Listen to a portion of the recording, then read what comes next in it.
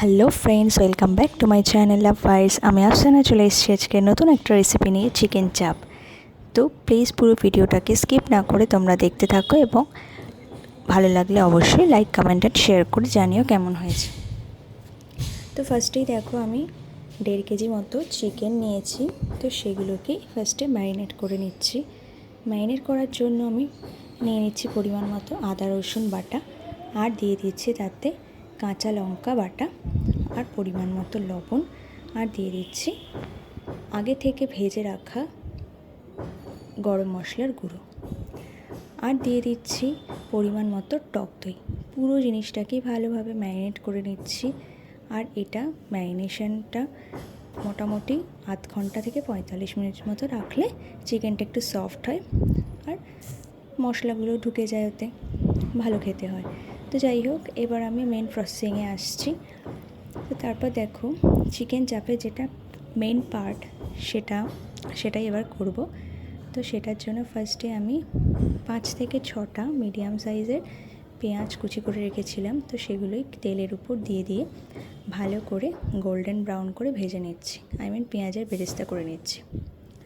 আর তার সাথেও ভেজে নেব প্রায় 12 থেকে 15টা মতো কাজু বাদাম, সেগুলোকেও ভালো করে ভেজে নেব। আর দিয়ে দিচ্ছি কিছুটা পরিমাণ পোস্ত। এই সবটাকে ভালো করে ভেজে নিয়ে দেখো একটা পাত্রে তুলে নিচ্ছি ঠান্ডা করতে দেওয়ার জন্য।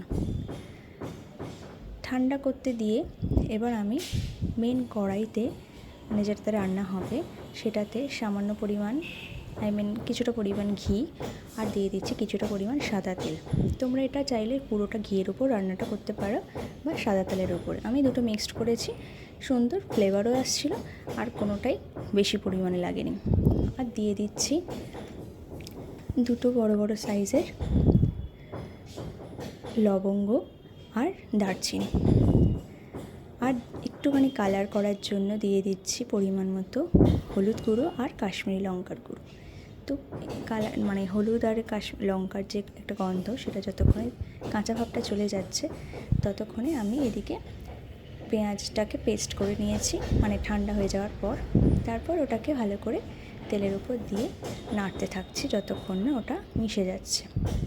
তো দেখো, নাড়তে নাড়তে যখন ওটা পুরো তেলের সাথে মিশে গেছে, তারপর দিয়ে দিচ্ছি আমি আর একটু পরিমাণে টক দই।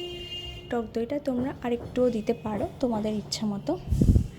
আর তারপর দিয়ে দিলাম আমি পরিমাণ মতো লবণ। যেহেতু লবণটা সামান্য পরিমাণেই দেবো, যে এই পেঁয়াজটুকুর জন্য, যেহেতু আমার ম্যারিনেশনে লবণ দেওয়া আছে।